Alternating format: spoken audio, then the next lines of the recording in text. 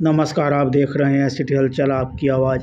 सखी welfare association ने महिलाओं को धूपबत्ती बनाना सिखाया, जिसमें सिखा रहे हैं काकरान जी। होती है, अरे गीली धूपबत्ती होती है जो केमिकल वाली होती है, जो बाजार में आपको बंद करना होगा, नहीं तो गर्मी लगेगी। जिसको आप तोड़ के थोड़ा सा तोड़ा लगा देते हो, वो केमिकल वाली होती है। उसमें कोई कोयला का चूरा मिला होता है, चारकोल वगैरह मिला होता है, वो सब मिला जो हमारी फेफड़ों के लिए अच्छा नहीं होता। तो धुआं जा रहा है। एक तो मोदी जी ने उज्ज्वला योजना शुरू करके धुआं हटाया है, और फिर हम अगर अगरबत्ती के जरिए वही धुआं अंदर ले रहे हैं रोज पूजा करते हुए, तो वो सही नहीं है। उज्ज्वला योजना चलाकर धुआं हटाया गया है अपना, तो उसमें जो है आपका केमिकल बहुत ज्यादा है। लेकिन मैं आपको सिखाऊंगा ऑर्गेनिक धूपबत्ती सस्ते से सस्ता, कम से कम कीमत में कैसे बनाए। तो इसके लिए जरूरत होती है दो चीज की। आपका बेस किस चीज का, आप किस चीज से बनाना चाह रहे हैं।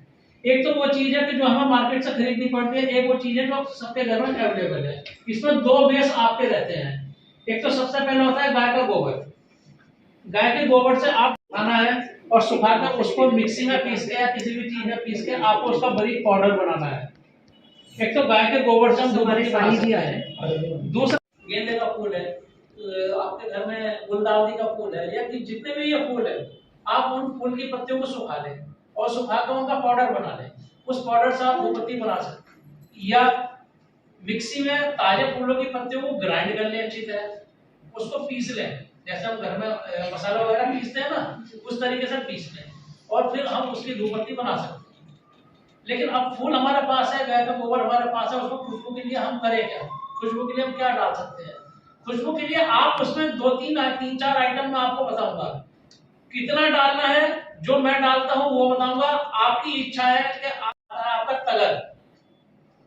तगर एक छोटी छोटी लकड़ी आती है, वो आपको मार्केट में पंसारी की दुकान पर मिल जाएगी। आपको उसको लगभग वो 600-700 रुपए किलो मिलती है तगर, तो आपको वो मार्केट में मिल जाएगी। उसे सुखाकर आपको उसका पाउडर बनाना है। पाउडर बनाकर उसको छान लेना है कि जिससे उसमें उसके छिलके का दाना ना रहे। सेकंड नंबर बात यह, एक सुगंध कोकिला। सुगंध कोकिला होता है बेर की तरह का, एक होता है जड़ी बूटी होती है, वो बेर के दाने जैसी रहती है। आप उसको सुखा के, उसको भी सुखा के उसका पाउडर बना के आप उसको छान के आप उसका रख लीजिए उसको। तीसरा, आप उसमें कपूर डालें, कपूर आप उसमें डाल सकते हैं, कपूर का पाउडर बना के। उसके साथ में आप उसमें जो आपका ये आता है उसका बबूल की गोंद का प्रयोग करता हूँ। मैं बबूल की गोंद का प्रयोग करता हूँ। इसमें मात्रा कितनी है? मात्रा में 5% के हिसाब से करता हूँ। मान लिया मैं 1 किलो मेरे पास गाय का गोबर है या 1 किलो फूल का पाउडर है, तो उसमें 5% का मतलब कितना हो गया? 100 ग्राम में 100 ग्राम में 5 ग्राम। 1 किलो में कितना हो गया? 100 ग्राम में 5 ग्राम, तो 1 किलो में 20 ग्राम। या आपका गाय का गोबर 1 किलो है, गाय के गोबर का पाउडर 1 किलो है, आपको उसमें जो भी कुछ मिलाना है, जो रेशो मैं बनाता हूं, मैं उस रेशो का आपको बता रहा हूँ। इस रेशो को आप घटा भी सकती हैं और बढ़ा भी सकती हैं। यह आपकी इच्छा पे निर्भर है कि आप कितना डालना चाहती हैं। 5 ग्राम के हिसाब से मैं डालता हूँ। ये सब चीज चाहे तो आप उसमें तगर डाल लीजिए, या आप उसमें सुगंध कोकिला डाल लीजिए। उसमें आप चंदन का पाउडर मिला सकती हैं। बाजार में चंदन का पाउडर मिलता है, वो आप उसमें मिला सकती हैं। हरड़ का पाउडर, पहेड़े का पाउडर और आपका हवन सामग्री का पाउडर, ये सब चीज आप उसमें डाला सकते हैं। गूगल रख दीजिए, मच्छर मक्खी भाग जाता है। ये तिकोनी, और फिर इसको ये वाले पैकेट जो हैं, इस तरीके के कागज के पैकेट या छोटे छोटे पॉलीथीन इस तरह की, ये जो मेहंदी की कोन बता रही थी ना, मेहंदी की कोन के अंदर अगर डालोगे तो इस तरीके की बन जाएगी। ऐसी शेप कैसे लेके आनी है, वो इससे इस तरीके की बन जाती है। बना लो वो पीस। इसमें मेहनत ज्यादा लगती है, इसमें मेहनत ज्यादा है।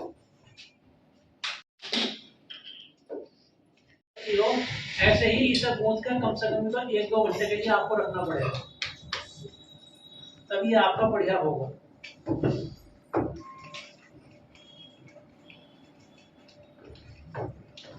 इसमें कच्चा गोंद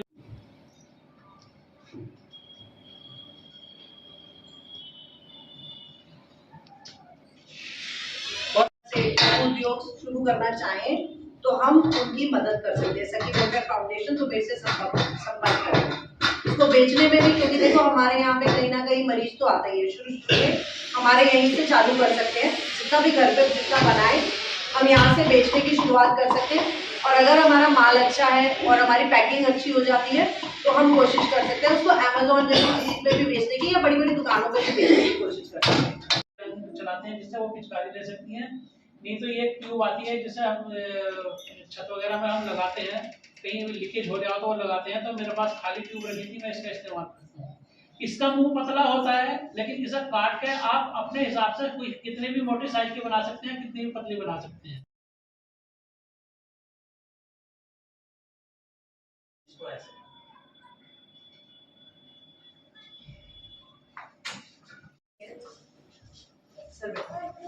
तालियों से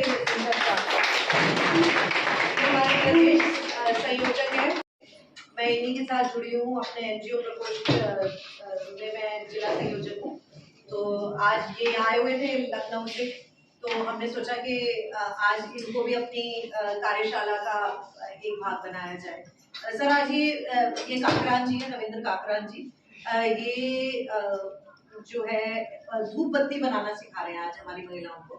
तो सखी का हमेशा ये उद्देश्य रहता है कि समय समय पर कार्यशाला कराई जाए।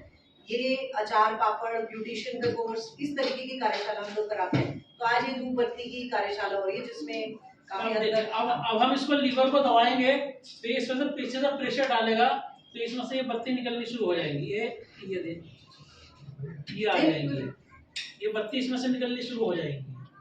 इससे आप बड़े आसानी से एक ही आदमी आप बना सकता है इसमें से।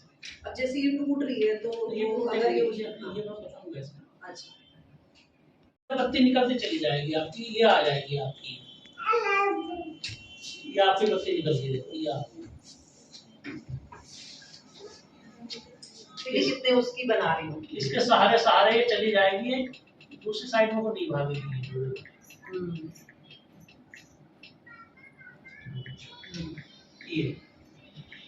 ये कंसेप्ट है, इसमें आदमी थकता भी नहीं है। ये इसके बराबर में नहीं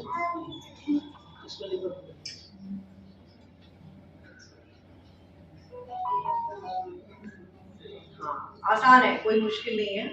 तो ये तो आपने जैसे बताया कि एक जना कर सकता है। वो दूसरा वाला आप बता रहे थे ना, उसमें दो की जरूरत पड़ती है। हाथ थक रहा है मेरा। हमारा हाथ काट छाट कर सकते हैं।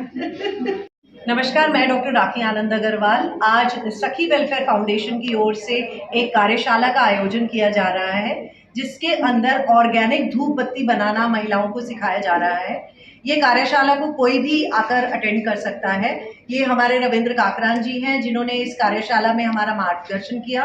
ये हमारे संदीप साही जी हैं जो कि लखनऊ से आज हमारे साथ उपस्थित हैं। ये हमारे प्रदेश के संयोजक हैं एनजीओ प्रकोष्ठ से।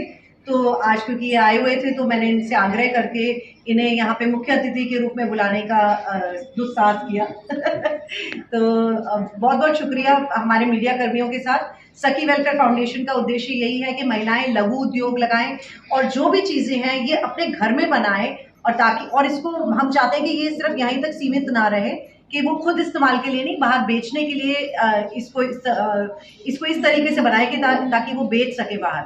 और जैसे जैसे हमारे देश खुद लघु उद्योग लोग लगाने लगेंगे तो हमारा देश तभी ताकतवर बनेगा जब हम खुद made in India, make in India करना शुरू करेंगे।